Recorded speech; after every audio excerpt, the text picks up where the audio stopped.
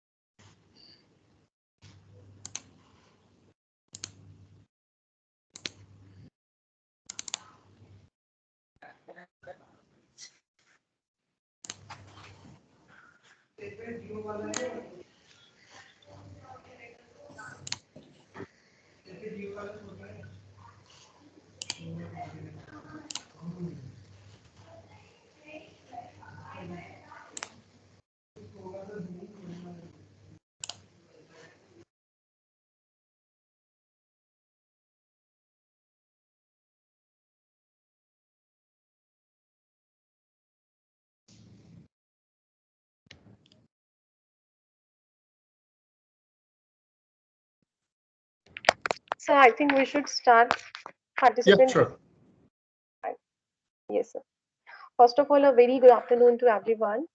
Before starting with the session, I would take a privilege of introducing our institute to the audience. Delhi Institute of Advanced Studies is a dynamic growth-oriented institute affiliated to Guru Gobind Singh Indraprastha University, established by Sri Lakshman Das Sachdeva Memorial Education Society in 1999. The institute offers BCom Honors, BBA, MBA, MBA FM programs and is providing dynamic learning environment that is changing in response to the changing needs of the society. Our institute is amongst the top affiliated of the Guru Gobind Singh Indraprastha University. Our students have been shown exemplary performance and have bringing laurel to the institute, which we have received 26 gold medals so far. Research at DIAS aims at advancement of knowledge to improve the management practices and IT skills and development of teaching materials and case studies.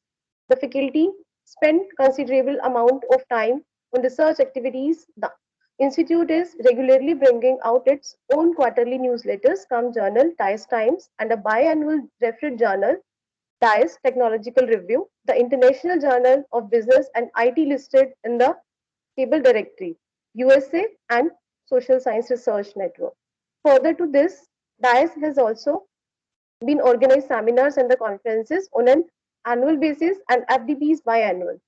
This faculty development program on how to manage citation with Mendeley aims to familiarize the participants with the reference management software Mendeley and to enable the participants manage data from a wide variety of online article database. In this program, participants will be given comprehensive training and using Mendeley. Mendeley is a combination of website and desktop application which helps manage, share, and discover both content and contacts in research.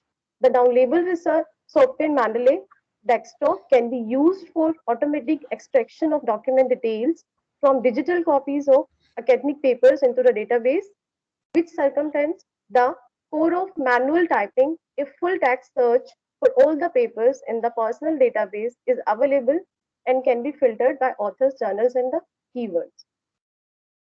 Now we are having with Dr. Raja Shankar sir with us as a resource person. Dr. Raja Shankar sir is a professor in marketing management at International School of Management Excellence, Bangalore. He has over 30 years of corporate experience and teaching experience. He has held management positions with multinational companies in service delivery roles before moving to academic. In CSC, he was posted in the UK in the role of account lead and the journal manager. He has implemented 3 Six Sigma projects, resulting in account savings and improved service delivery for National Grid. UK accounts in NIIT, he has conducted 100 plus corporate trainings in enterprise management at 30 plus countries worldwide and was posted in Australia. He has also conducted training at Microsoft, Glass, and Seoul, South Korea. Dr. Raja is a member of American Psychological Association. He has published research paper in ABDC Journal, Marketing Intelligence and Planning, Emerald and Taylor Francis Journal. His research interests are in the area of mobile technology, consumer behavior, service marketing, brand equity. Qualitative techniques, quantitative techniques, and the SLR meta-analysis and the cryptocurrency. Thank you, sir. We are welcoming you, sir. Over to you, sir.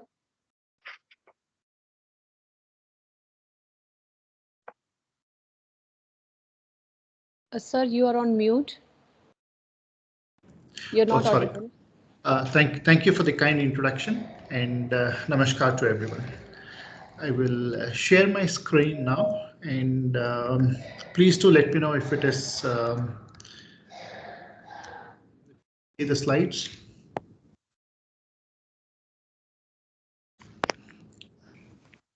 I hope my slides are visible. No, sir, slides are not there, I think. So the screen shared by you is visible to us with the poster. Not the slides.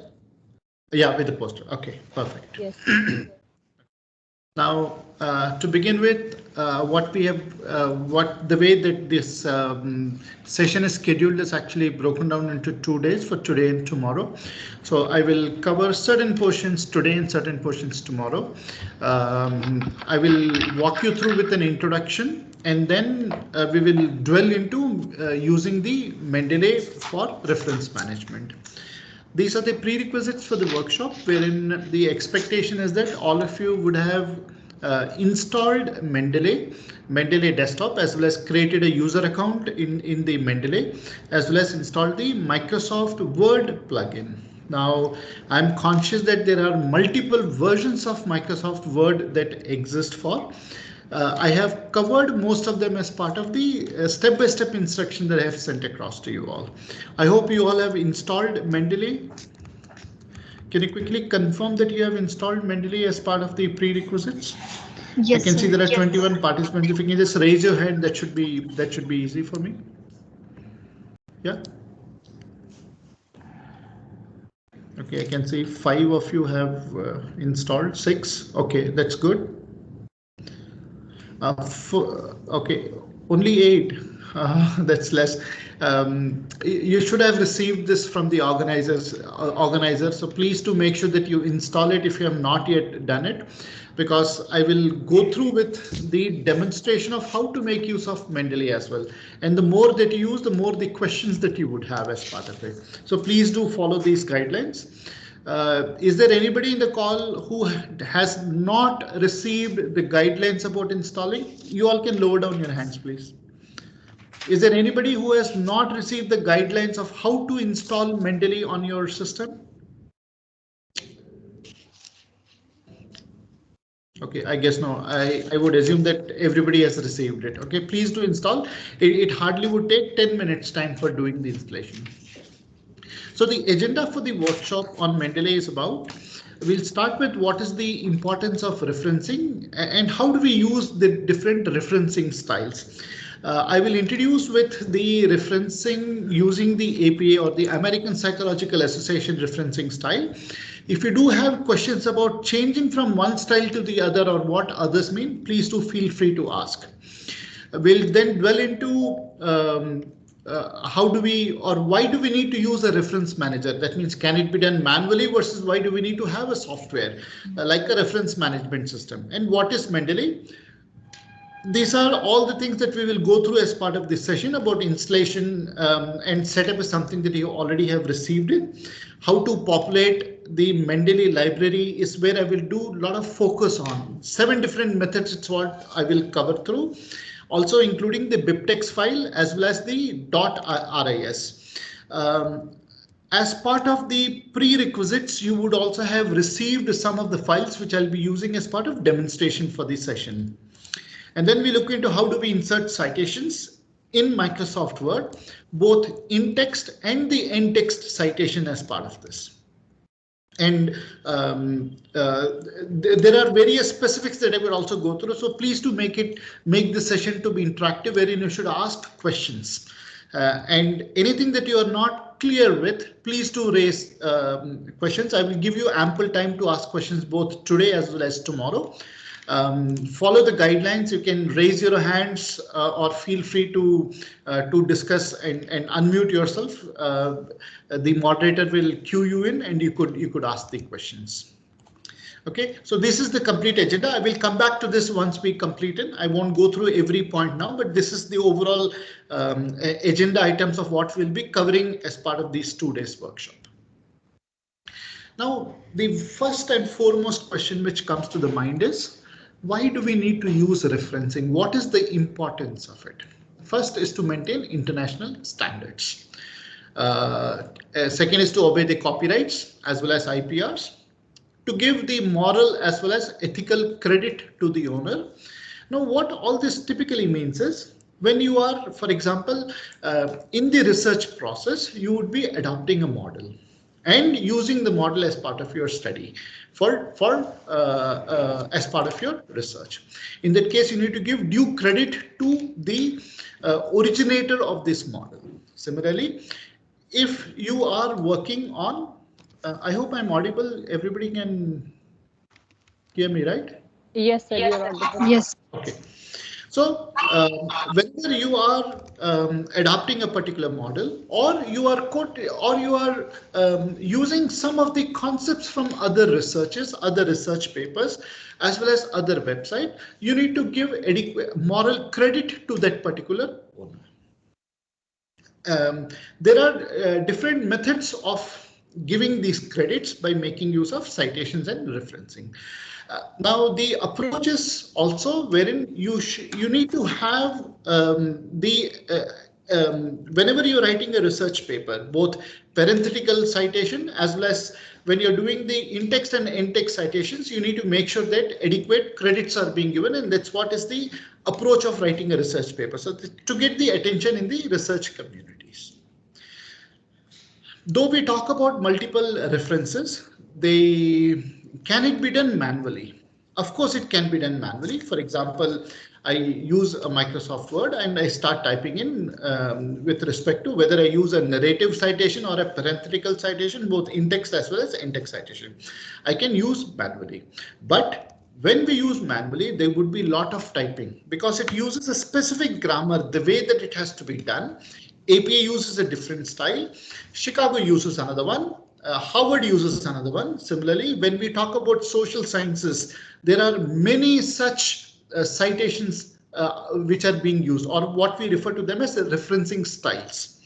Whenever you submit a particular research paper in a particular journal, when I talk about these journals, these are top rated journals. For example, we have ABDC journals. Each journal will have a specified referencing style to be used whenever we want to submit them. So It does happen during the research process that when we submit a research paper, it could be desk rejected, it could be rejected at a different stage in the review process. So in order to move from one to the other journal, to use from one sort of referencing style to the other, you might need to reformat your document, and that would require a lot of manual work to be done by a research scholar. So the objective of a researcher should be is to spend time on your research, on your study, rather than spending too much amount of time on these manual efforts by creating the references or typing them, or spending too much amount of time in all these manual sort of work. It also leads to mistakes and lost references. What does it mean? If I will go through what the APA style is typically. So when you want to cite them in your document as part of your, say, thesis, as part of your dissertation, as part of your research paper, it has to use exactly the same way it has to be used, or the way it is prescribed for. For example, whether you should use an et al, whether you should use the first author last name with an ampersand and the second author last name with the year, all this has to be specifically used. So there is what is known as a grammar in order to make use of these citations, and it has to be cited exactly the same way. If you do not use that, the first and foremost thing is that these papers could be desk rejected whenever you're submitting to a top class journals. It should be avoided for. So in order to make use of that, make sure that these mistakes are not made by these scholars. Lost reference indicates that in every research paper or the manuscript or the dissertation or the PhD thesis, the way the in-text citation and end text citation is, it should match. You cannot have an orphan citation. For example, if you have cited them within your text but not there in the references, or vice versa, that could create problems. Hence, these are what are categorized as lost references. If then the first and foremost thing is that your manuscripts are likely to be rejected by the journal. So all this could be avoided. The other key thing is that there are too many referencing styles that exist for. How do you know which one to use, and how do you format your document in order to meet with those criteria? So the first and foremost thing is refer to the journal's guide for authors. The guide for authors will indicate about what is the correct referencing style that you should be using. Predominantly in most of the management sciences, as well as if I talk about in marketing, as well as HR and other spheres in management, we make use of APA, the American Psychological Association referencing style. The current one is APA 7th edition, which was introduced in 2019. There are subtle changes between the previous, when I say previous, is the 6th to the 7th edition. So you must be aware about it. Then whenever you want to change from one referencing style to the other, you must follow exactly the same terminology or the way that these citations has to be included as part of your manuscript. So the number of referencing styles that exist are plenty, and when you want to switch from one to the other, when you work on it manually, it's a mammoth task. All this can be avoided by making use of a reference management software. In order to make use of the correct referencing, what kind of problems that the research scholar would face, as well as what does correct referencing style reflect. So I've actually put it in a kind of table. The left hand side of the slide indicates about the type of issues that could be faced by the scholars whenever they use an incorrect style or an inappropriate use of a referencing style. Once I cover this on the right hand side, I will make use of this these various points in order to identify about when you use the correct referencing style, what does it reflect about an individual? For example, when you submit your research paper, how will it be viewed by the research community, by the journalist? What has to be identified on the right hand side of it. So if you're using an incorrect referencing style, it indicates that the thinking of the research scholar is unclear, or has got an intellect laziness, or is ignorant about the fact, the way the referencing style should be used. or the scholar is unaware about the correct referencing style to be used. For example, if it has to be the year in brackets, whether it is used or not, when you're using at the beginning of the sentence or at the middle of the sentence or at the end of the sentence, when you're using a particular referencing style, exactly the way it has to be used. Does somebody have a question? I'm hearing a lot of background noise.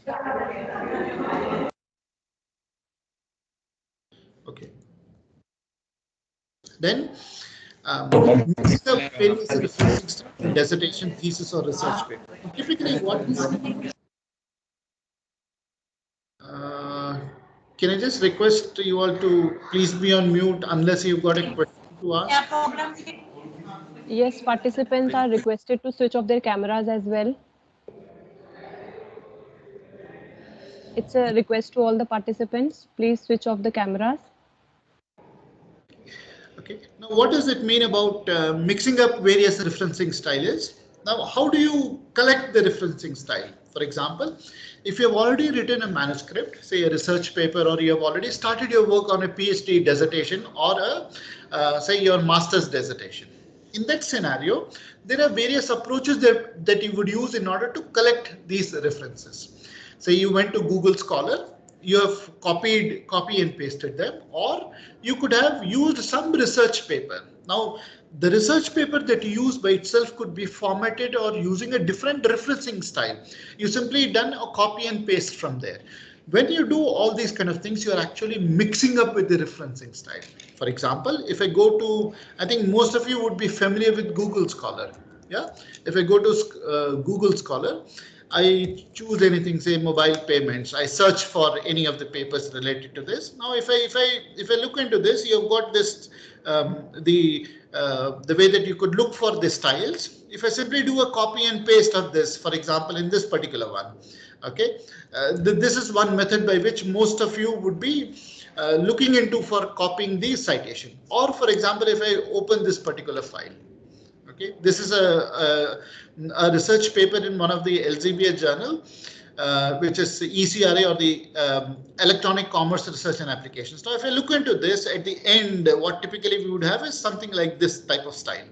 Now, if I go into this and say, okay, this is something which is useful for my study, I do copy and I paste it in my, say, manuscript. Say, let me open one Word document. If I copy it in here. Okay, now refer to the difference of what you see between the two. Let me go back into the Google Scholar now. If I refer to this as an APA style, okay, now you'll find there are multiple styles available: MLA, Chicago, Harvard, and Vancouver. These are not the only one. There are hundreds of such styles which are existing, and how do we switch between one to the other is what I will again be covering as part of this session today. If we refer to the first one, this is the APA style, whereas the second one is a numbered style. Now, the way that each one of them are listed are again different. You can't combine them together as part of your study by mixing up these styles. This would create a problem. What I mean by the problem is, as soon as you submit this to the journal, or even if you submit it to the thesis committee for your PhD thesis, it would be rejected. So you should never mix up various referencing style as part of your dissertation or thesis of the research paper. What should be the correct referencing style to be used for your dissertation? Please refer to your university or the guidelines which are provided by your respective university or the research board. Similarly, for the research paper, refer to the guide for authors for every individual journal that would list down the different referencing styles to be used in for. I will walk you through some of the demos of this as well when we move through. And it could be desk rejected by the top journals if you're using an incorrect style. Using little to no citation will fail to demonstrate your writing as well as your thoughts. For example, there are certain expectations based upon the type of research papers that you have.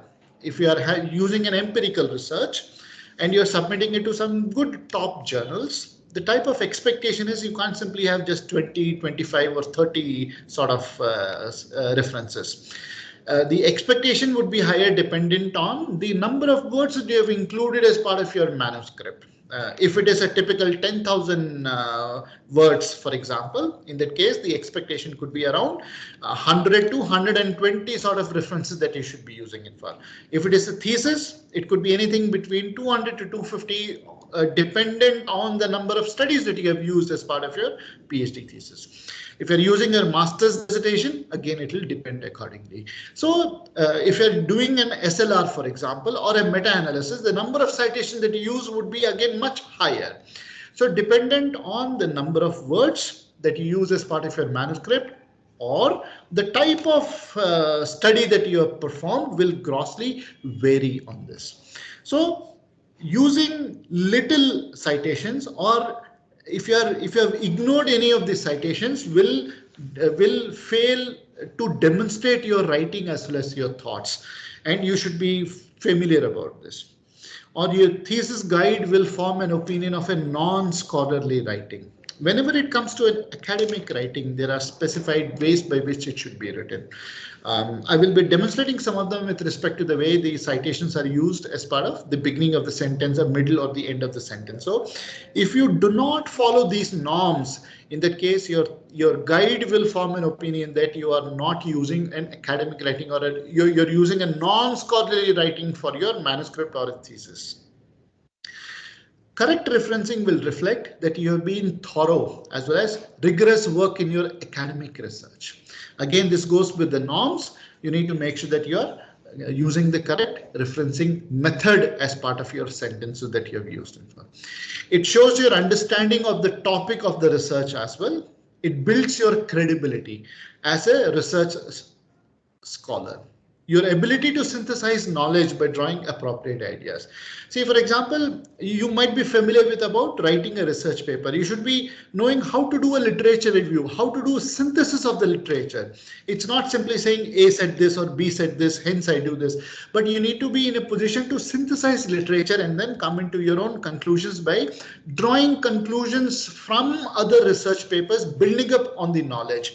Hence, whenever you're doing this, it is appropriate to use the correct references, and hence it shows about the type of knowledge the scholar possesses. Recognition of the different points of view. Now, what does this typically mean? Somebody would have done, for example, made use of a particular theory or a concept, and you're building upon those. So you could say the way that the extant research has been performed, whether you agree to it or you disagree to it, you draw your conclusions and then you build upon it. So that's what indicates about your viewpoint whenever you do these kind of synthesis or you do your literature review chapter. It authenticates the originality of the source from where you have drawn these concepts. It projects a high degree of maturity. That means the maturity of the research scholar when you use the correct references. Using an extant literature that leads up to your study. So it's not, as I said, it's not just saying A said this, B said this, and hence you are coming into it. But the way that the references are used could be in different sections, right from the point of view of the way that you use in the introduction section of your research paper. Your literature review will consist of lots of them. And then when you have your conceptual model, you have your hypothesis, you define each of the factors. You need to draw from the extant literature. Similarly, when you have your results, the data analysis that you have done, and then you do the analysis and you draw inference out of it, whether your hypothesis supported or not supported. In that case, you need to give evidence about similarity or dissimilarity of what you have observed, and then build up on it, saying that in the context of your study, from the sample of what you have drawn in, what is that you infer about. So these are very, very critical in order to make sure that you do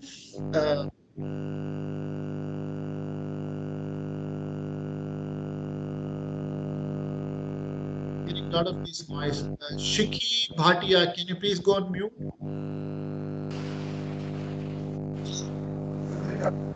Shiki Bhatia. Yeah, thanks. Okay, so this is very, very critical in order to make sure that whenever you're making use of these extant literature from which you draw conclusions on your study, you need to make appropriate citations.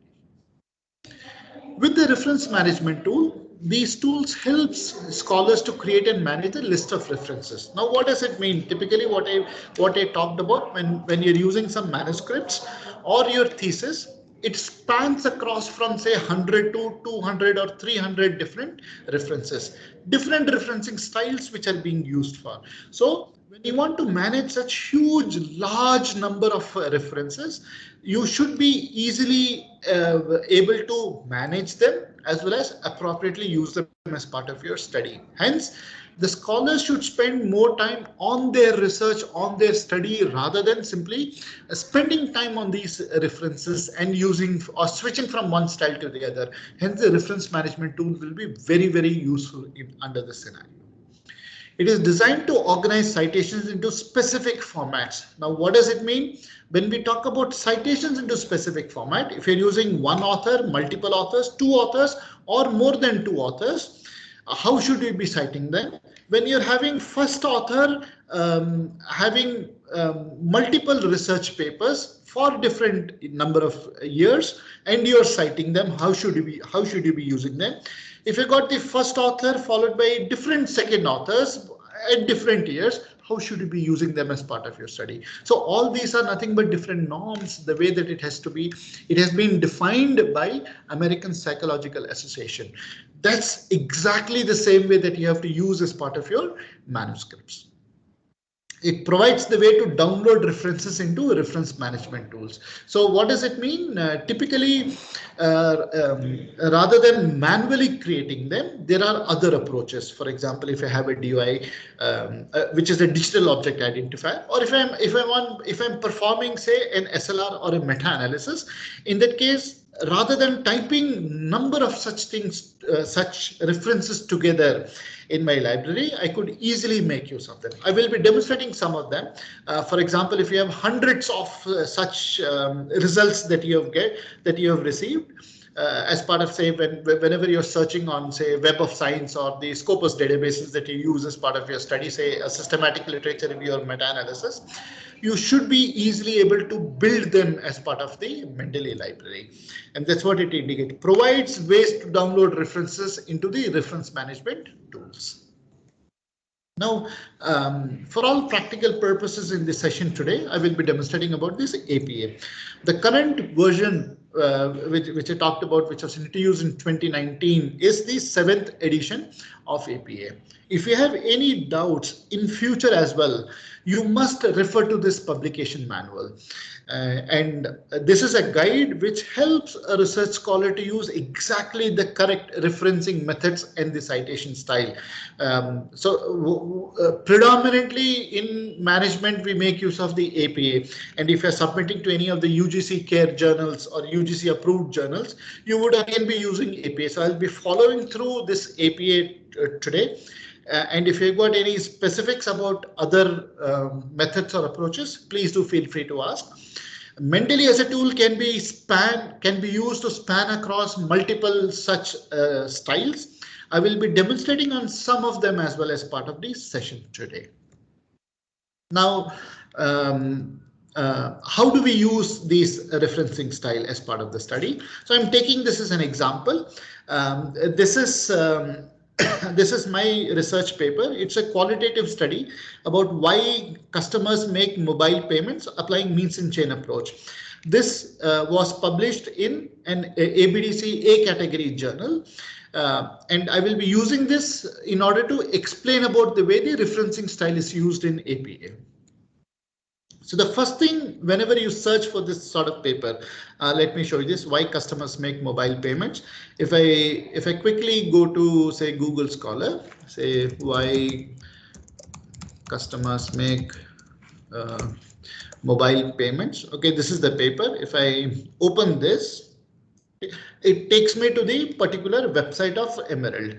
Now, it'll ask about you to log in. You won't be able to download unless you've got an access for it, because this is subscription based. I do have access for it based upon my credentials with IAM.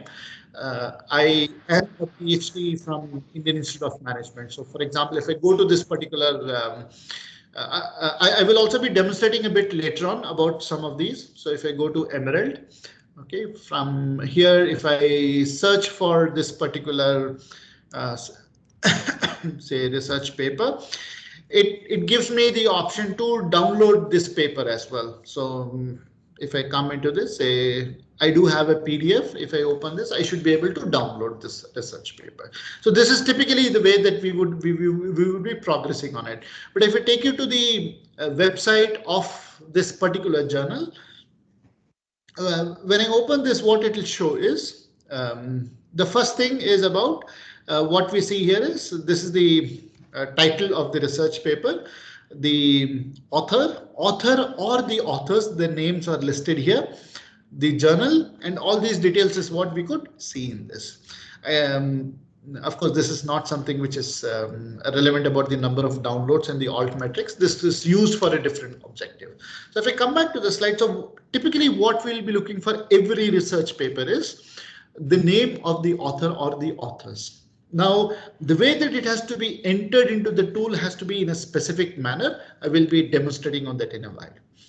The second thing, what is required as per the various formats that we'll be using in for the date of publication.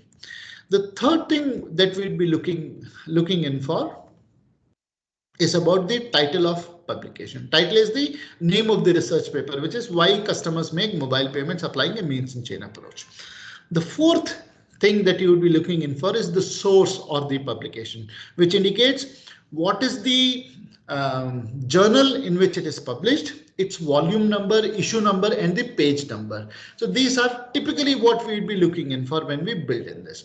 So if you want to cite this, this is the way that it will be used while citing or referencing this particular research paper. So if I go back to, for example, if I go back to the Google Scholar from where I picked up this information, if I simply, for example, look in here, so what it has is the APA style. Okay, I just copy and paste it in a particular Word document. Okay, so this is the way that we would typically look in for some of these information what we have here. Okay, now if I go back to this, this is what we have. So the first, what it has, the way it is listed as a reference is, now the word of caution is look into this when we go into the previous, the way that it has been listed in the website is the full name of the first author, comma, the full name of the second author. But when it is referenced in an APA style, it will be the last name of the first author, comma, only the initials of the first author, comma. If there are only two authors, there will be an ampersand followed by the last name of the second author, followed by the initials, the first name or the initials only of the first name of the second author. And then followed by the year of publication, followed by the title and the source, followed by the volume number, the issue number, and the page number. I hope you all understand what is the volume number and issue number. Typically, what would happen is the volume number is nothing but the number of years that this journal has been publishing. So it is the 39th year. If I talk about marketing intelligence and planning, the 39th year. Issue number, some journals would have, for example, if they have 6 issues in a year, so that becomes every 2 months.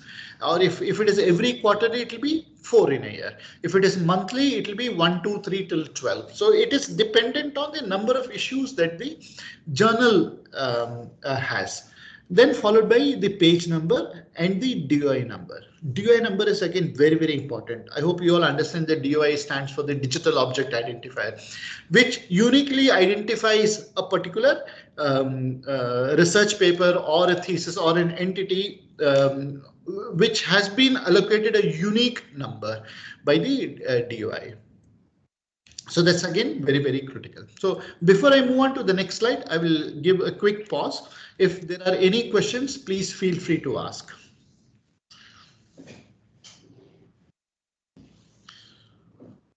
Any questions from the participants about till now what I have covered? Sir? Yes, please. Hello. Yeah, please do good mention afternoon, your sir. name and then please ask the question. Yeah, hi, good afternoon. Good afternoon, sir. Hello. Yeah, go ahead, Hetal. Hetal, is it? Please ask Sir. the question. Yeah. Yes. Sir, I have a question. If the journal is not having DOI, it can we create that DOI number? No, you Because there cannot. are some websites. Yeah, no, you cannot create any DOI. DOI is something which is allocated by the journal. The journal should be registered in order to have this DOI and allocation of the DOI. As an individual, as a research scholar, we do not. But the way that you publish your manuscript or your research paper, you need to pick and choose that particular journal which would offer you a DOI. Okay, sir. and Hetal, this is applicable for research papers. I won't go into those details, but typically understand this point. Whenever you are publishing your research papers, it should be in a good journal. Now, what I mean by a good journal is it should be something which is an ABDC journal. So when you target in a top end journals, you will always get a DOI number.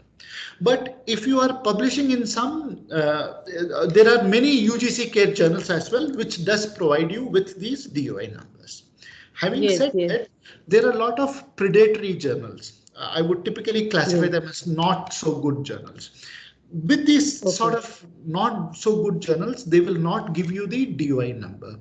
So when you start publishing in such predatory journals, typically what would happen is you are actually wasting your time and resources by sending it to a non-good journal, and that creates a dent as a scholar. So please, my suggestion is please avoid submitting your manuscript to any such journal which is predatory or which does not provide any DOI numbers. Okay, thank you, sir. Thank you so much. And also similarly, whenever I have a question. No, please hold on, Archana, just a sec.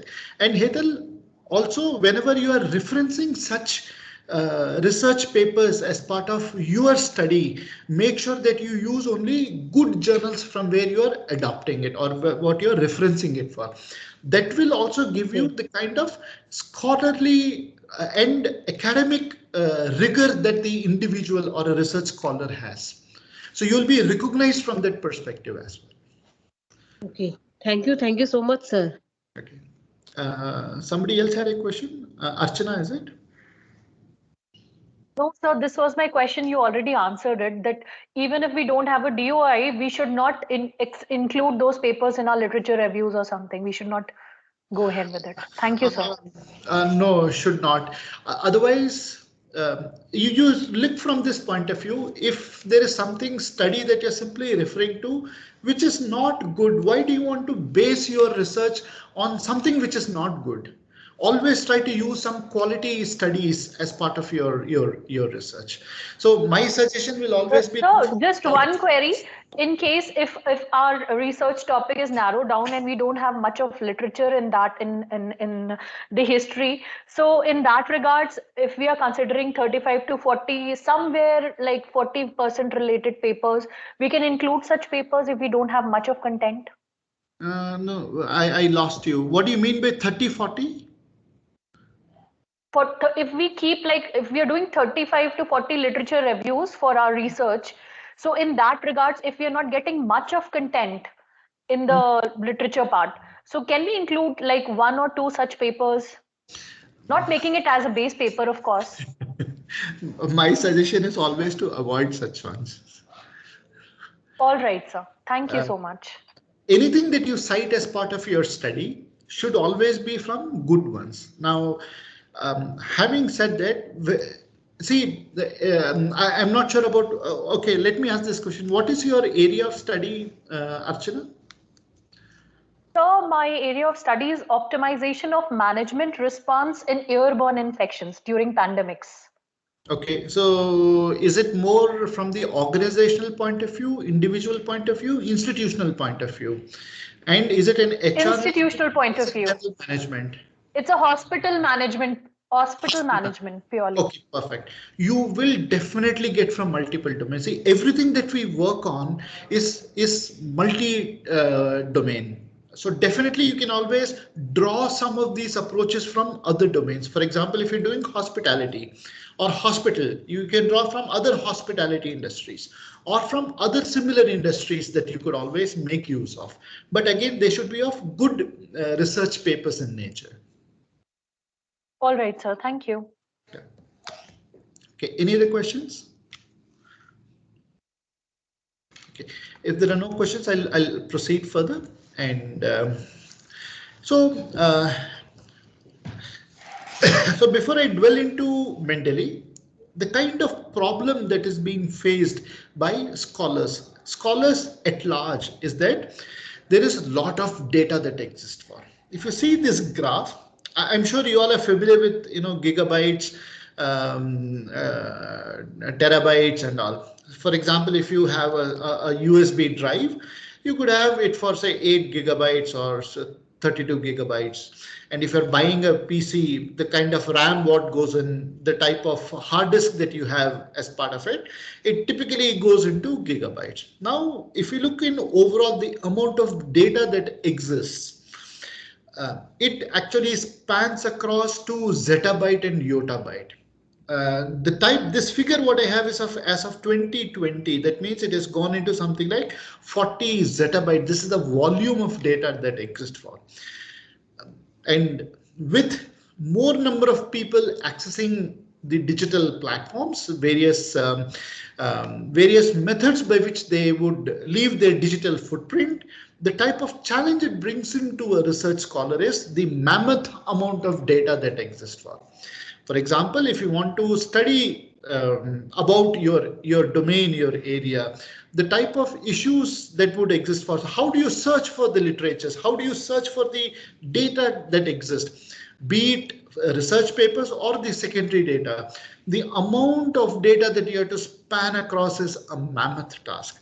So if you look into the way, I'm sure some of you, those who are in from the electronics background or semiconductors to be specific, this is a very, very useful law that exists for, wherein Moore's law, he stated that the amount of data in the world will double every 2 years. So that means the kind of miniaturization that we see in the different integrated circuits is actually being doubled every 2 years. And if we draw an analogy from that, the type of data that exists today is actually doubling every 2 years. So imagine what does it bring, the kind of challenge for a research scholar. You start your study today. The time taken to complete your research would definitely be another, say, 3 years to 5 years, depending upon the type of study that you're working on. So just imagine from the point that you start from the time that you finish your PhD thesis. Within this 2 years to 3 years to 5 years time, the type of amount of data that exists has grown exponentially.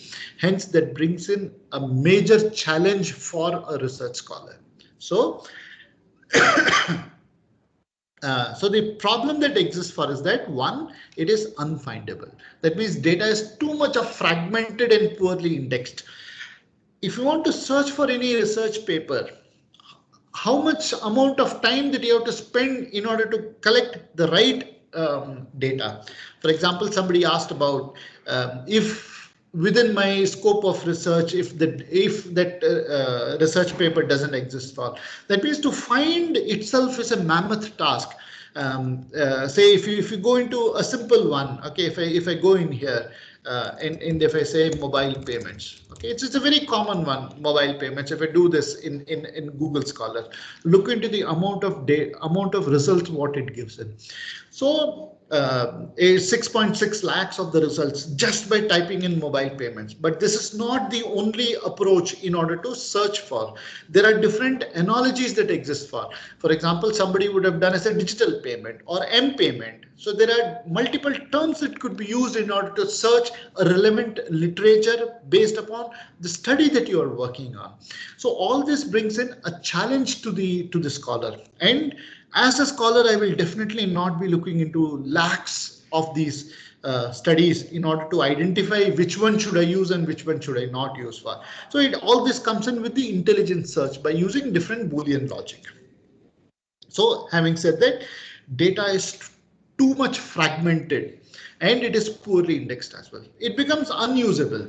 It often lacks context, the metadata. I will explain this metadata, but when we come into a little bit later about building the library.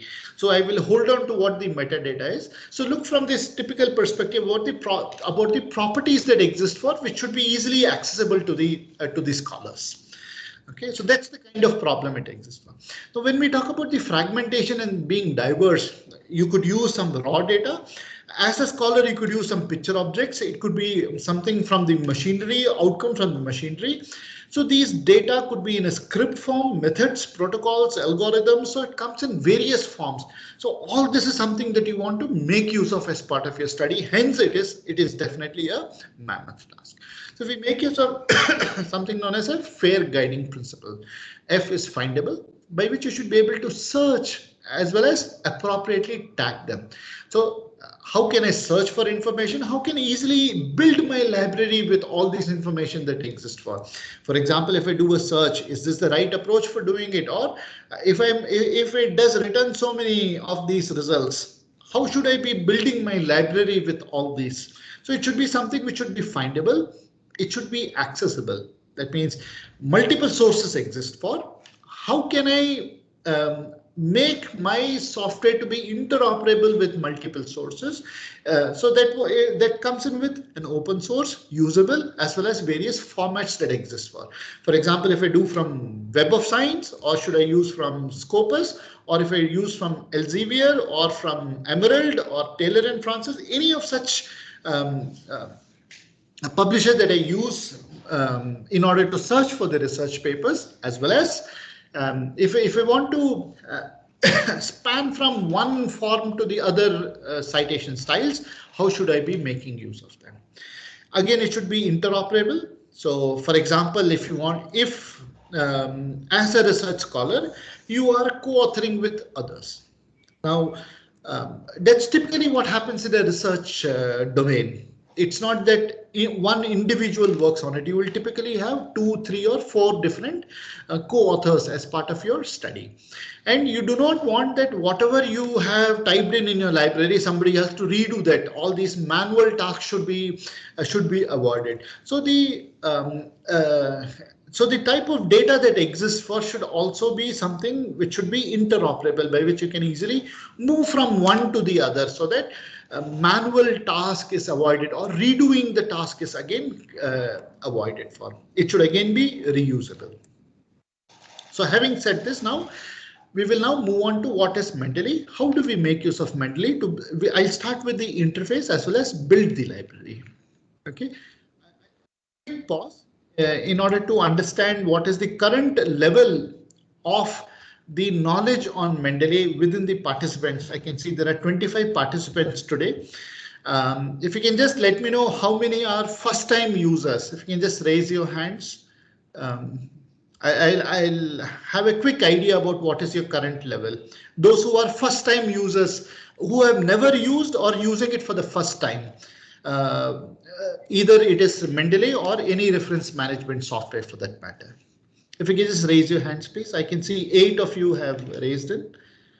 Okay, you can lower down your hands, or 10 of you. Okay, so majority are first time users. Okay, so I'll start from the very, very basic ones and I will build up on it. Okay, and similarly, yeah, you all can lower down, please. And similarly, is there anybody in this session who has been using it for a certain point in time? For example, 6 months or 1 year, or who has got some expertise on using Mendeley? Anybody? Pratiksha? Yes, sir. Okay, I have been using Mendeley. Yeah. So Pratiksha, I will start with the very basic, and if you have questions, I will take it up on board as well. Any sort of questions are welcome. So please do not think that you are asking a very simple question. any sort of questions are welcome. I've been conducting a lot of trainings on Mendeley, both at the user level as well as at the advanced level. So typically what I mean by the advanced level are I conduct typically once in every quarter for those who are experienced Mendeley users. And that is something which will help them if they get stuck on something which they are not familiar with. They can always join my call and get their questions answered. And I'll just quickly tell you about this. This is the session that I typically conduct for, which is an A3M series, or it is the way that I have coined it as Ask Anything About Mendeley series. And this is open for all research scholars, faculty members, as well as any Mendeley users. The only prerequisite is that you should have either attended my workshop, a user level workshop, or you're already a Mendeley user, so that this particular workshop is only on a question and answer mode. All details are there on my website, and you should be able to register yourself for this. As I said, it's once in every quarter, and typically it is used for advanced users, those who have been working on the tool for certain point in time. As I said, I will start with very basics about starting with an introduction to Mendeley. So what is Mendeley? Mendeley is a reference management software which is free. Why we call it as academic? Typically because in academics there are certain way that it should be used for references as well as for citation. I will be demonstrating each of them by taking examples. So that's what it's a free academic software. It is cross-platform. That means it can be used for Windows environment. It can be used for Macintosh, different iOS as well as Linux, and it could be used for different sort of web browsers. Most of them are supported, whether you're using, say, a Chrome, a Google Chrome, or an Internet Explorer, or different different web browsers that you use on different platforms are supported with Mendeley. So the first step is to install Mendeley and to create a user account. I will quickly explain to you about why and how do you do that. So when you go into this, Mendeley is something that you can download from the web browser. So how do you access them is what you do is I think I already have this. Let me sign out. OK, so when you do go to the web browser and say mendeley.com, it will take you to this sort of browser. When you can download this. Now, when you do this download, it actually installs or what it does is for Mendeley Reference Manager. Now, there are two different versions what Mendeley offers. One is a desktop version and second is a reference manager. I do have both of them, but typically for this workshop, we'll be using the desktop version. If you do have questions related to reference manager, I will give a brief introduction about it tomorrow, and I will also demonstrate about how do we use them. That's about installations. And how do you install it? I have shared the file, so you can easily download from the link that was provided to you all. So make sure that you install the Mendeley desktop version, and the version, if you want to validate which one it is, go to the help under the about Mendeley. It should be a Mendeley desktop 1.19.8. This is the last stable version that we have from Mendeley for the desktop version for it. So please do install this. OK, that's the first thing. And then once you have installed it, create an account. Now, when you create this account, this is typically done in Mendeley, which is nothing but in the Elsevier. So you create this user account in Elsevier. I've already created one by my email ID, and then you log into it. OK, so when you log into it, actually what it does is it creates this library in the cloud version. So all that you do as part of the library here. So for example, if you are adding a research paper, if you are creating an entry for a web page or for different thesis or research papers, all this data is actually not only there on your desktop locally on your machine, but also a copy of this exists in the cloud version. So it does a synchronization with the cloud version. Hence, with the user account, you should be logging into it with the same user account what you have. Say, for example, if you go into the file menu, it will give a sign in, and you should sign in with the same user account that you have used while creating the user account in Elsevier or in Mendeley. And it will be synchronizing it. So if I go back to the library here, so anything that I see in my desktop, what I see here, okay, all documents in this, exactly the same would be existing here as well. So it's a replica of what I have in both of this. Okay, so that means all the files in the folders. I'll quickly demonstrate about some of them. How do we add? How do we validate them and all? So everything that I see in this desktop version, a replica of this exists in the cloud version of Mendeley, and that can be accessed by using any web browser. And that's how the login will be useful for. And how to synchronize, I'll explain about that in a while. Okay, so that's all about downloading the software, installing it, and follow the process, and then create an account and then sign in for it. And this is so this is what you get. So when you log in to Mendeley, quickly once again. So when you log into Mendeley, what I selected was this library, and it also gives you a search option in which you can also search for as well as add articles in your library. You can look for use this as a search option to search for the different research papers that exist.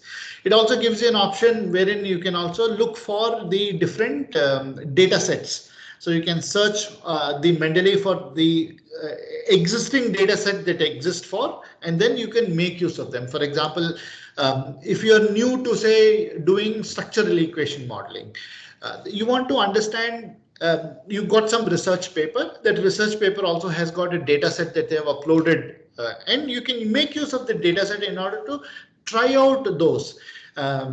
It's very useful, by which you can train yourself with the existing data, and you can discover some of them from within Mendeley. Okay. Any questions on the installation part before I move on next? If anybody has got any questions, I can see two hands raised. Arvind Singh and Rohtas Bishnoi. Do you have any questions?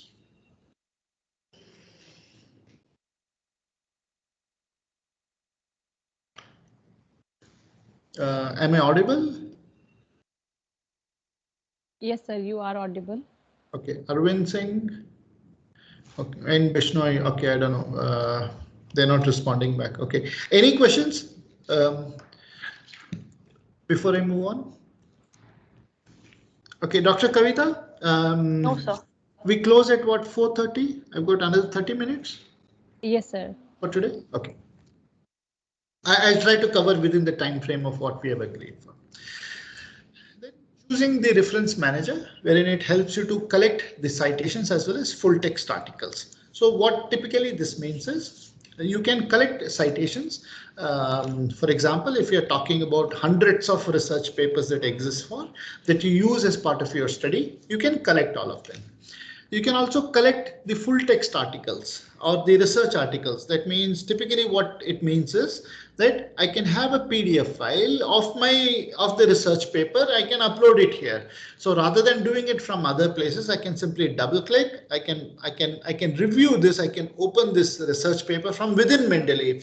So that means my Mendeley library will also contain the complete research paper, the PDF file of this research paper. Now, how do we do that and all? I will cover in a moment about this.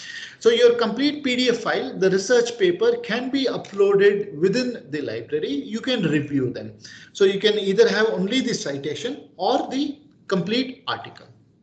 You could read, annotate, and cite from one place. Again, what this means, I can review my research paper. So when we do this literature review, for example, we all have different approaches while we are reading a research paper. Some of us have got a habit of scribbling on a sheet of paper or making our own notes or creating Excel files. So here what we can also do is, for example, when I'm reading this, I say, okay, this is something which is say how the influencer marketing. This is something which is very relevant for my study. If my study is say related to influencer marketing, then I can go here and highlight the text. I can say, okay, this is very, very relevant for my study. Now, how this would help is later on, whenever you want to come back, we may not remember or recollect which research paper did I read. Within a research paper, which text is what was useful for me. Or if I'm working on say some social networking, we have got different social networking sites like Facebook, Twitter, LinkedIn, YouTubes and others. If I'm working on some say digital marketing or a social media marketing, I could make use of this. So I can keep highlighting some of these texts which are relevant. I can also create my own notes within this. Either highlight them or I can create a note. I can say, okay, I'm just for the demonstration purpose, I'm just typing as useful. So I can create my own text like this. So that's what it indicates. I can read, I can annotate as well as cite. Citation is something that I'll come a bit later on. Again, for each of them, anything that I use it like this. Okay, some notes that I make, all these notes, annotations and all can be looked into in this panel. And all this information can be used, collated, everything is in one place. So all this is part of my library within Mendeley. So that becomes very easy for a scholar to make use of the different research papers. You can also share the references with the co-authors. It's again very easy, by which you create a library item that when I say library item are each entries that we use to create in this. I'll briefly explain in a while. So all this can be so what we can do is something use like a .ris or a bibtex file, which can be used to send across to multiple co-authors. They can easily make use of this file in order to add the different library items. So to share references is very, very easy. You can perform import and export for performing this activity. You can access your research across multiple devices. Again, it is whether it is from home or you can use a web browser. You can sit in your university, in your college, or at your home. You can do it from, or in your workplace. You can access from multiple devices across. You can edit references style for publishing in various journals and conferences. Again, every journal will have a particular referencing style that has to be followed, or whenever you're submitting in a conference, again, they will have a different referencing style that could be used for. So you can easily use from one style to the other style by making use of the reference manager. You can also share the annotations with collaborators or with the wider field. And you can store everything in one place. That means all I have is within this tool. Now, where does it store and all? I will come in a while. The way that it creates these library items, which could be stored, and then it is all in one place. And it is free. So you don't have to pay for making use of this Mendeley as a reference management software. Now, there are 7 different approaches to build the library in Mendeley. I will not be able to cover all of them, but at least few of them I will cover today, and the balance will do it tomorrow, and then we'll continue from that point onwards tomorrow. So before I walk through these 7 different methods, any questions from anyone?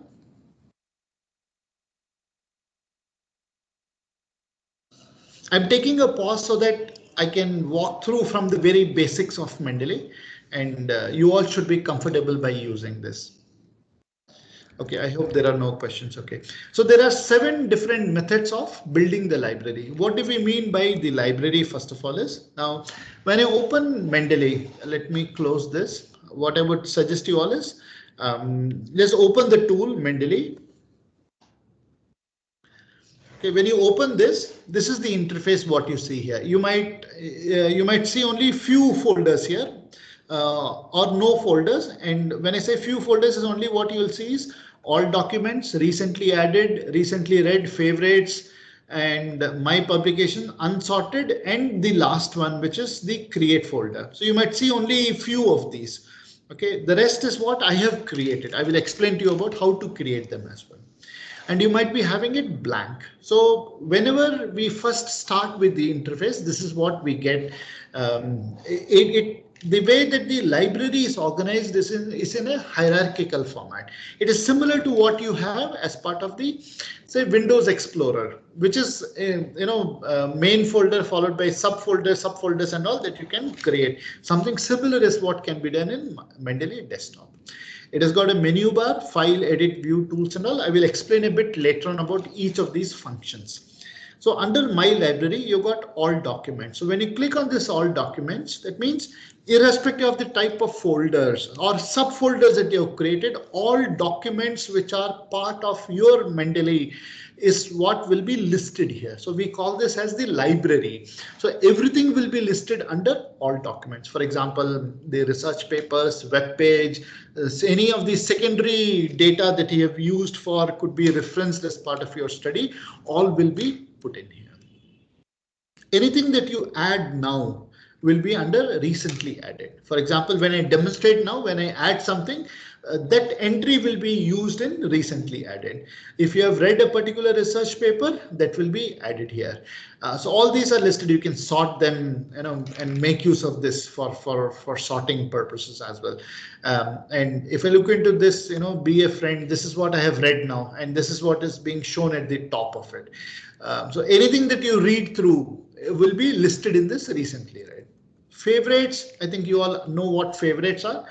Similar to what on a mobile phone, you can have a particular entry to be favorite. Similarly, if I have large number of items in this, you can always add some which you normally use for. For example, in my library, I've got how many 3,174 entries, or so many research papers is what I have. And out of this, I can create few as favorites.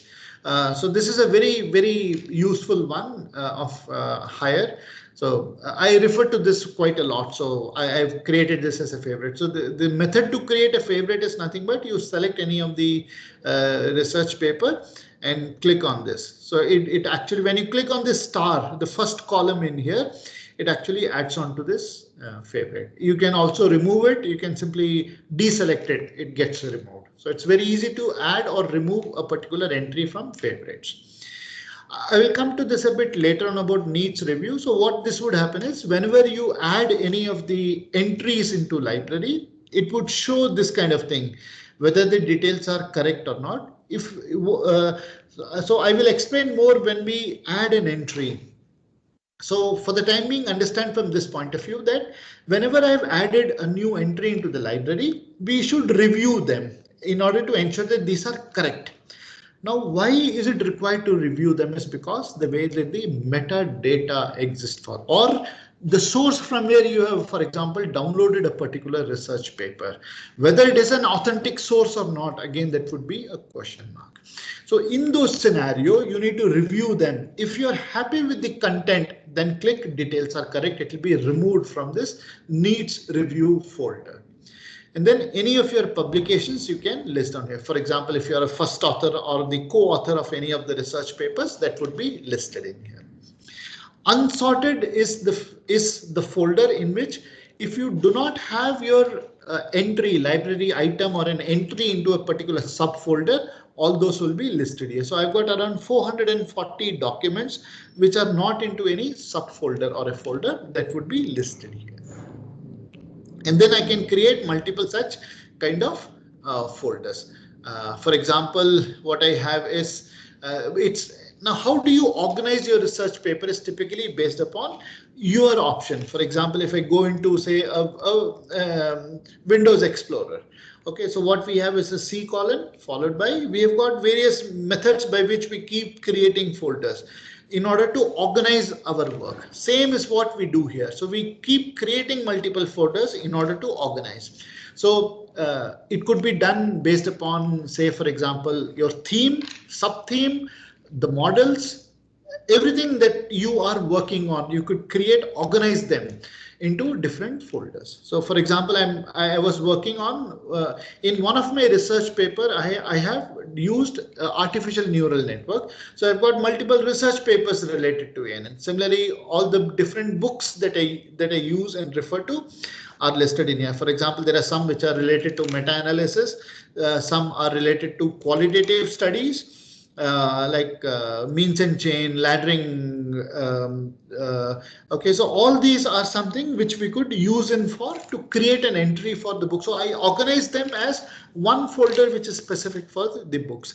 Similarly, I've got one for say brand management, one for consumer behavior, another one for the brand equity, and for a meta-analysis that I have got different papers related to this. Similarly, I can keep creating and organizing the folders accordingly. So I also have something, say research papers related with technology acceptance model, or something related with say UTAUT or UTAUT2 of Venkatesh.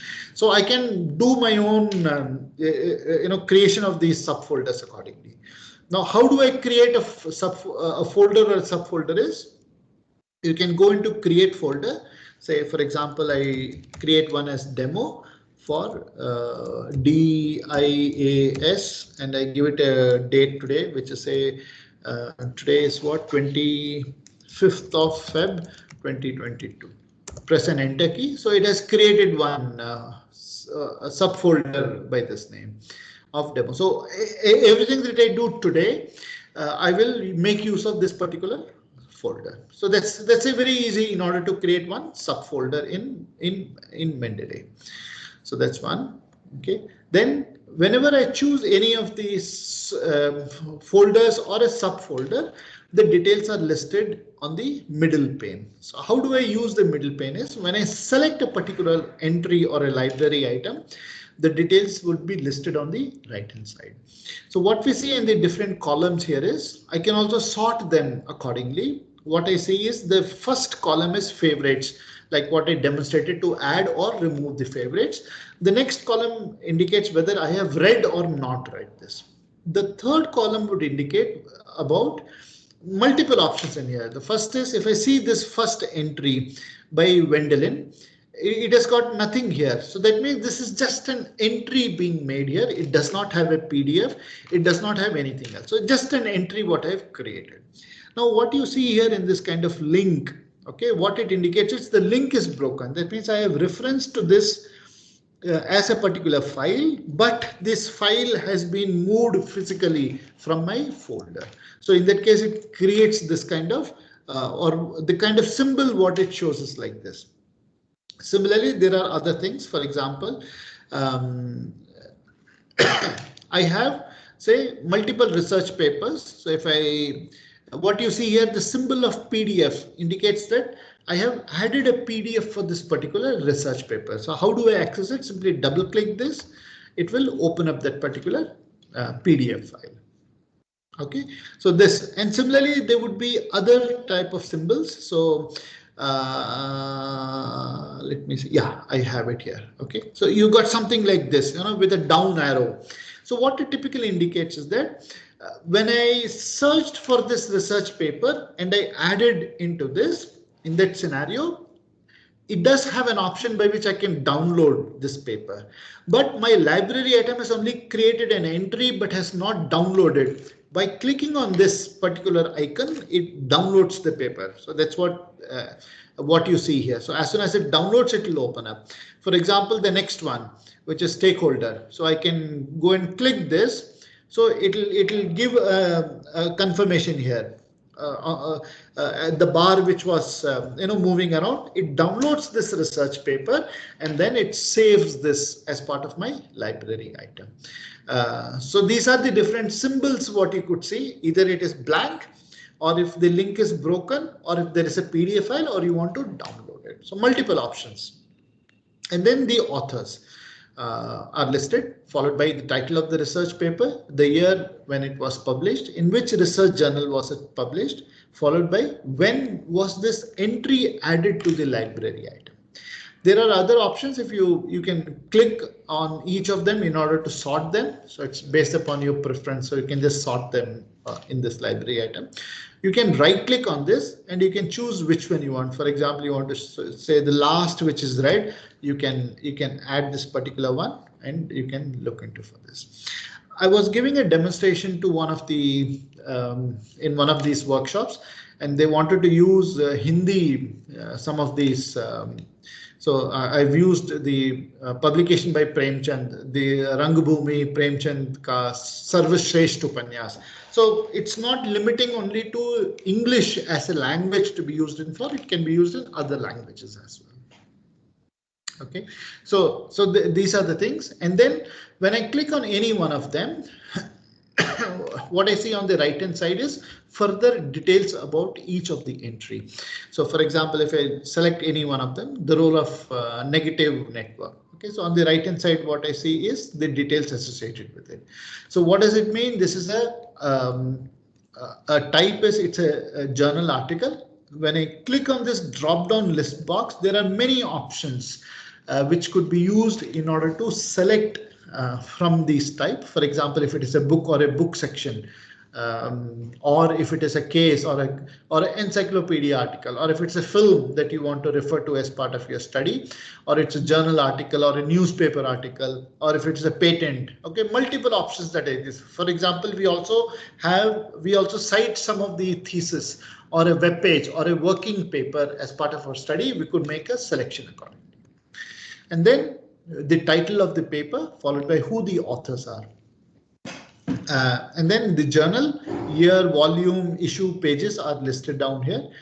The abstract, if you have, you can include it, but it is not a mandate. The mandatory fields are the ones which are used whenever we want to reference or cite them, and those must be used without fail, and which are nothing but all of these. Okay, what we see here, all these are mandatory, which if you miss it, in that case, the referencing that you use as part of your study will be all incorrect.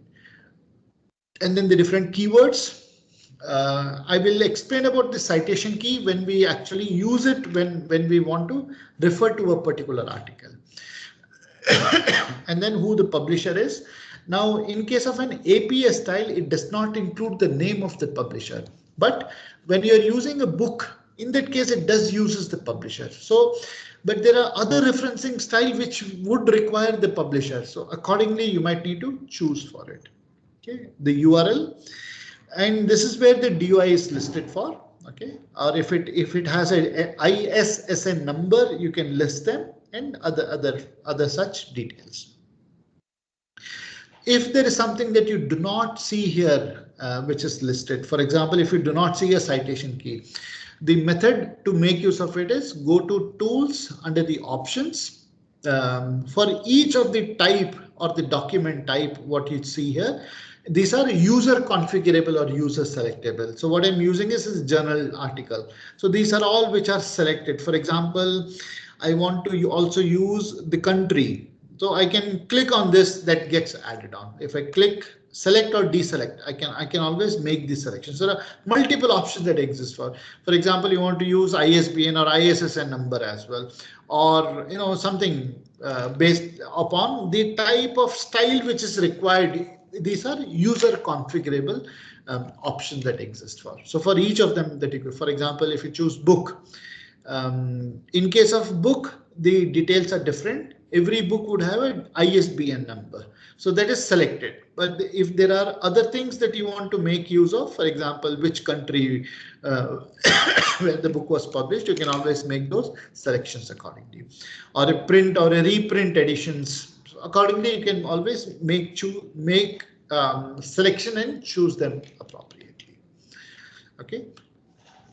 And similarly, so middle pane contains the details. You can look for the entry, further details on it, or make changes accordingly on the right hand side of this pane. It also has two different search conditions. The first is something that you use for filter, and the second is search condition. For example, I want to search all the papers which are related with mobile payments.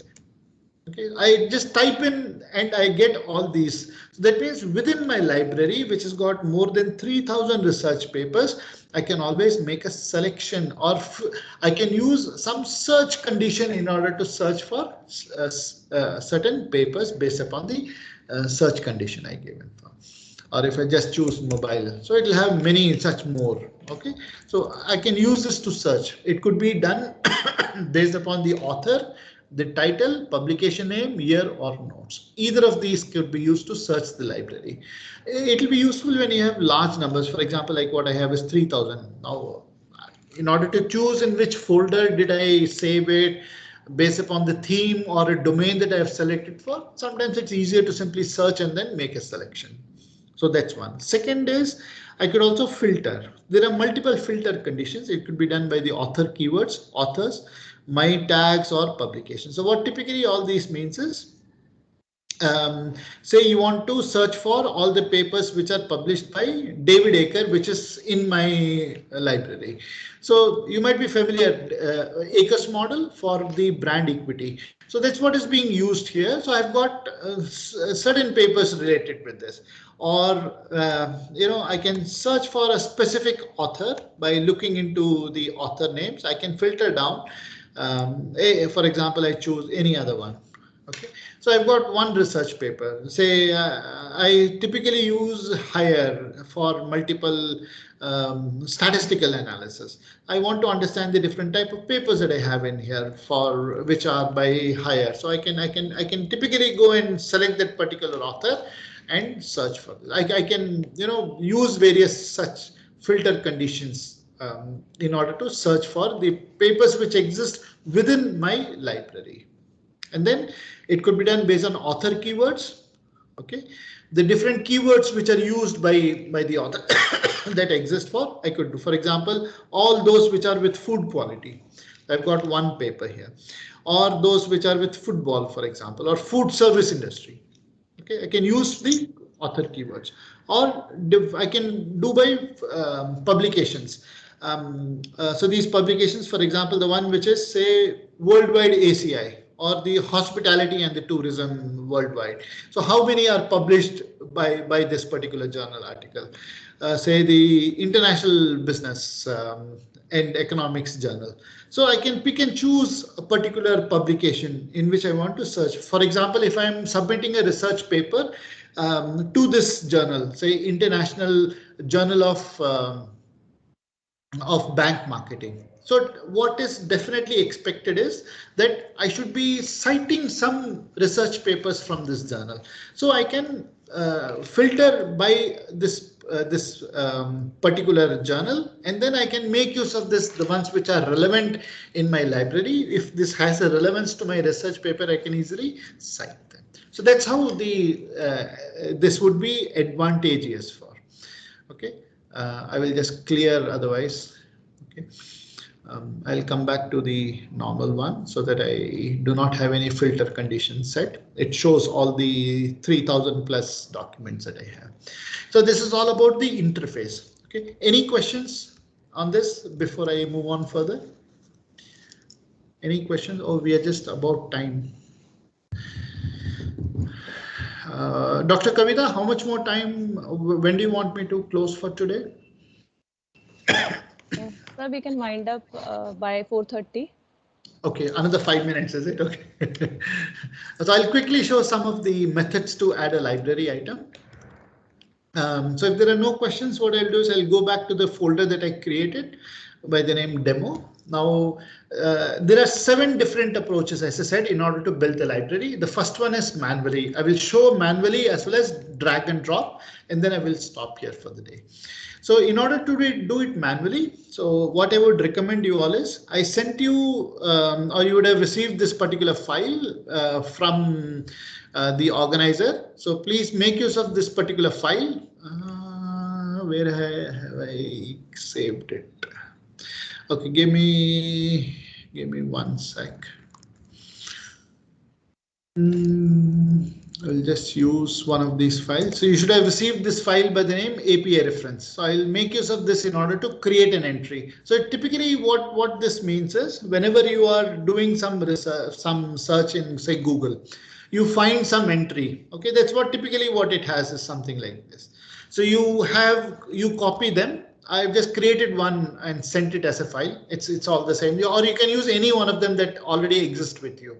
So how do I make an entry manually for this? Is I go into here, I can say add entry manually, or you can do it into when you go into this file, under the file menu, you can choose add entry manually, or you can go into this toolbar, drop down, add entry manually. Either of the approaches you can use.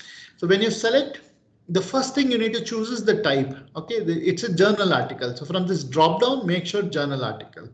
Then comes the title. So what is the title of this research paper? From here, I'll just copy and paste why customers make mobile payments, applying means and chain approach. Copy this and paste it here. Then comes the authors. Now, when you copy this as an API reference, remember this is the way that it exists for. But when you make an entry, a word of caution is make sure that you use the correct complete name when you add the authors. So it should be the way it should be added is, for example, my name is Raja Shankaran. I can add say Raja followed by SANKARAN. Press and enter key. As soon as I do that, see the way it has done is last name, comma, first name. It reformats itself. OK. Then the second author's name, so which is I can also do like this. I can say type the last name, comma, followed by, I can do like this. Or I can simply type the full name, Shivashish Chakrabarti. It will reformat itself. So you can be very, very specific about how, but the way it is shown will only be this way. But when you enter the data, it should be the complete name. So that's the word of caution. While entering, make sure that you add full name of the authors. The separator between multiple authors is the enter key, followed by the name of the journal. So the name of the journal is this particular one, Marketing Intelligence and Planning. I just do a copy and paste here. Then year number, volume, pages, all this you can type it. Any information that you have, everything could be typed in here, and then click on save. Now, once it is saved, you can also go here and then make changes appropriately. For example, you missed on the year. I can just say 2022. The volume number was say 39. OK, I can make these kind of changes. This is saved now. Another good tool with this is if you have the DOI number. OK, look into the advantage what it has. I just copy paste the DOI number. OK, and then if I made any wrong entry into this, for example, I missed the name. OK, due to any reason, say typo, or I didn't copy and paste, or whatever reasons it is, or I'm missing on this or wrong entry. OK, in that case, what would happen is it has got a lot of features in it. If you have a DOI number, you see on this hourglass kind of thing, which is a lookup, click on this. So what it does, it goes to that particular DOI, it pulls up all the data and it makes an entry here. So any data what is mismatch or incorrect, it does all the correction. Similarly, it has got something like this one, view research catalog. You can click on this, it actually goes to the website, wherein you can look for the specific details for every research paper like this. It gives you the complete information. And where all it has been cited, a lot of information is available in here. So that's the method to do a manual entry. So that's the first step in order to build the library. I will also show this drag and drop, and then I will stop here. I'll take a couple of more minutes. So to do this drag and drop, the method is you would have downloaded a lot of research papers. OK, say, for example, I've downloaded this research paper. Now, to do this drag and drop, it's a very simple thing. Once you have downloaded this paper, a PDF file, just drag and then drop it here. That's all you need to do. So it creates an entry with the PDF and the complete data. Now, if you want to validate whether it is correct, double click on it. It is strategic housing management and asset management model for social landlords, and that is what is listed here as the title. Who the authors are, you can go back and validate them. The authors. Then it is in this journal. Okay, which journal is it in? And all, see, this is the Emerald Journal, Property Management, Volume 22, number 3. You can just go back and validate it. In 2004, the page number. So all this information is listed here with the DUI. Now, how does it add? All this is based upon the metadata. Now, what does it mean? If I go to any of my document, so typically what we do is we create various Word document or the PDF file. So if I look in for the properties for it, okay, it has got something like details, which shows what is the title, subject, tags, okay, who the authors are. All this is nothing but the metadata. If this data is incorrect, in that case, all that you add on will into the library item will be all junk characters. For example, I don't know if I have, yeah, something like this. See, so these are all junk characters which is not known to me. This is in some other language or something which is incorrect. So how do I know whether this data is correct or not? So all this is based upon the metadata. How do you know this? For example, if I go into the authentic source, that means when I download it from the publisher website, it gives you the option to open a PDF file and to download from here. In that case, it is authentic. So it will not have these kind of errors or issues. But if you're downloading this research paper from some other source, which is not an authentic source, you do not know when this PDF file was created, how, by when, by whom. All this could lead to the various problems. For example, it could be a previous version, which is not correct. Or the source of downloading them. All this could lead to incorrect issues. For example, when you go in here, you do have this PDFs and also it is from an alternate website, which it is not an authentic one. This could lead to the various problems. So make sure that you always download your PDF files from the authentic site. When you add on, the data will be correct, but if you do find something which is not correct entry, you can always go back and make changes by editing them. You can always do that manually. Okay, so I will stop here. It's just about time and the rest will continue tomorrow. If there are any questions, feel free to ask.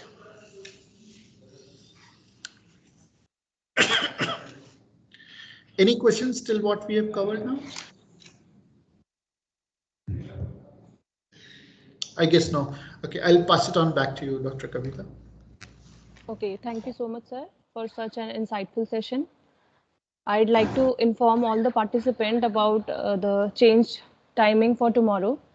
Due to certain exigent circumstances, the resource person would be available from 4 p.m. onwards. So the timings would be changed for tomorrow. So the tomorrow session will be from 4 to 5:30 p.m. All the participants are required to note this, that the timing for tomorrow's session are from 4 to 5:30 p.m. Okay, ma'am. Thank you. Okay, thank you so much, sir. And we'll meet you at 4 p.m. tomorrow. Bye, everyone. Yes. And thank you so much, Thank Dr. you. Kavi. Bye. Okay. Thank you.